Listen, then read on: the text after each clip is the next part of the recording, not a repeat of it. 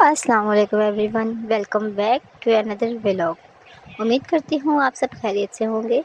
آج کے دن کا آغاز اپنی مارننگ روٹین سے۔ دن کی سب سے پہلی چیز ڈیٹاکس واٹر۔ اچھا، مجھے ایسا لگتا ہے کہ صبح کے وقت باڈی کو ہائیڈریٹ کرنا بہت ضروری ہوتا ہے۔ ٹھیک ہے۔ اگر آپ ویٹ لاس کر رہے ہیں تو یہ اس میں آپ کے لیے بہت افیکٹو ثابت ہوگا۔ اب ہم اپنا ویٹ چیک کر لیتے ہیں کہ صورتحال کہاں تک خراب ہوئی ہے۔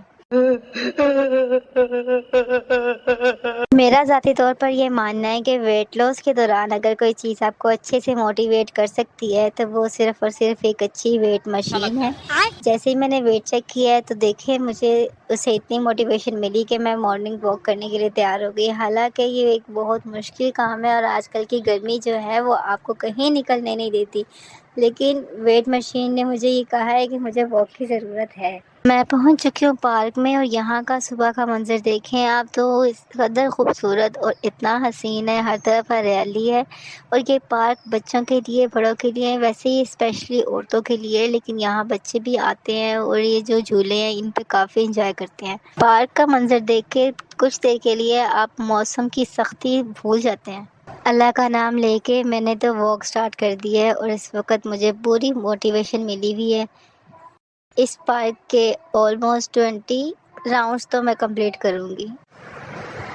چلیں جی، آج کی واک کمپلیٹ ہو گئی ہے تو اب ہم گھر جانے لگے۔ سب سے پہلے آپ کو میں اسکول کا دیدار کرا دوں، اس کے بعد ہم نکلتے ہیں گھر کے لیے۔ آج کے ناشتے میں ہے دال اور روٹی۔ پہلا بائٹ ایمبیشیس ہو کے لیا تھا جو کہ ریئلٹی میں جوائنٹ تھا، لیکن کیمرے کے لیے تھوڑی سی تمیز بھی ضروری ہوتی ہے، اس لیے سیکنڈ بائٹ بہت ڈیسنٹ وے میں بنایا۔ دال روٹی سچ میں بہت مزیدار تھی۔ اب پتہ نہیں یہ مزیدار تھی یا واک کرنے کے بعد شدت سے جو بھوک لگی تھی اس کی وجہ سے یہ اچھی لگ رہی تھی۔ چلیں تو اب آتے ہیں اپنی ویڈیو کے اصلی ٹاپک کی طرف۔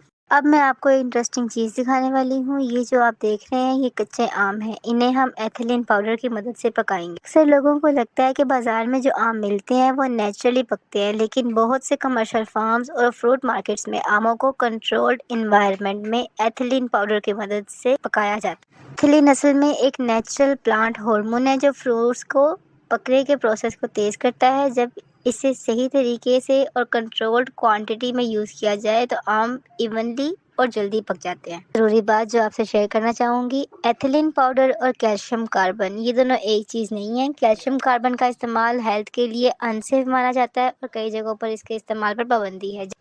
ابھی جو آپ نے ویڈیو دیکھی ہے وہ تقریباً 4 سے 5 دن پرانی ویڈیو ہے۔ تب ہم نے کیا کیا، ہم نے ایک کریٹ لے کے اس میں اخبار رکھ کے اس کے اندر کچے آموں کو ترتیب سے رکھ دیا اور ساتھ ہم نے ایتھلین پاؤڈر کے پڑیاں تھیں جو ہم نے ان کے درمیان میں رکھ دی اور اس کے بعد ان آموں کو ایک ایسی جگہ پہ سیو کر دیا جہاں نہ تو ہوا آئے گی نہ وہاں کوئی نمی آئے گی۔ وہ ایک گرم کپڑے میں لپیٹ کے رکھ دیے تھے ایک سائڈ پہ 4 دنوں کے لیے۔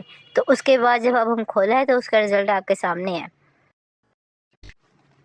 آج 3 سے 4 دنوں بعد جب ہم نے کریٹ کھولا ہے تو آموں کا رنگ بھی تبدیل ہو چکا تھا کافی حد تک، اور اس کے اوپر جو پک جانے کے بعد ہلکا سا داغ سے آ جاتے ہیں وہ بھی آ چکے تھے۔ یہ آم تقریباً پک چکے ہیں اور ان کا ذائقہ بھی بالکل ویسا ہے جیسا ہمیں باہر سے ملتے ہیں آم، بالکل ویسا ٹیسٹ ہے اور بالکل ویسا کلر بن چکا ہے۔ ایک ایک کر کے سارے آم دوسری پرات میں شفٹ کیے ہیں اور بیچ میں سے جو پڑیاں ہم نے رکھی تھی ایتھلین پاؤڈر کی وہ پڑیاں نکال کے تو سب سے پہلے ان کو ہم نے ڈسپوز کیا، اس سے پہلے کہ گھر کا کوئی بچہ اس کو پکڑ لے، اور چونکہ یہ ایک کیمیکل ہے اور ڈائریکٹ اس کا استعمال جو ہے وہ صحت کے لیے مفید نہیں ہے، تو یہ بچوں کے فون سے دور رکھنا اس کو سب سے زیادہ ضروری ہے، تو اس لیے سب سے پہلے ہم نے ان ایتھلین پاؤڈرز کو ڈسپوز کیا۔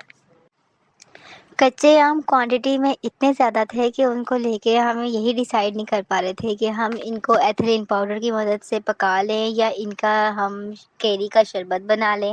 کوئی کہہ رہا تھا کہ اس کا اچار ڈال لیتے ہیں، کسی کا مشورہ تھا چٹنی بنا لیتے ہیں، کسی کا مشورہ تھا کہ ہم اس کا کیری کا شربت بنا لیتے ہیں، لیکن ہم سب نے جس چیز پر اتفاق کیا وہ یہی تھا کہ ہم اس کو ایتھلین پاؤڈر کی مدد سے پکائیں گے۔ آج آپ سب نے مجھے کمنٹس میں بتانا ہے کہ آپ لوگوں نے کبھی ایتھلین پاؤڈر کو استعمال کیا ہے اور اس کی مدد سے کبھی فروٹس کو پکایا ہے گھر پہ یا نہیں، اور اگر کیا ہے تو آپ کا ایکسپیرینس کیسا رہا۔ اب میں ایک آم کو کاٹ کے آپ کو اس کا کلر دکھاتی ہوں. گھر میں آم ہو اور بچے ایکسائٹیڈ نہ ہو، ایسا کیسے ہو سکتا ہے؟ اگر آپ نے نہیں سنا تو آپ کے لیے دوبارہ. ہمارے گھر میں کیا چیز آئی ہے وہ یہ بچہ بار بار ریپیٹ کر رہا ہے. ایکسائٹمنٹ لیول پیک پر تھا.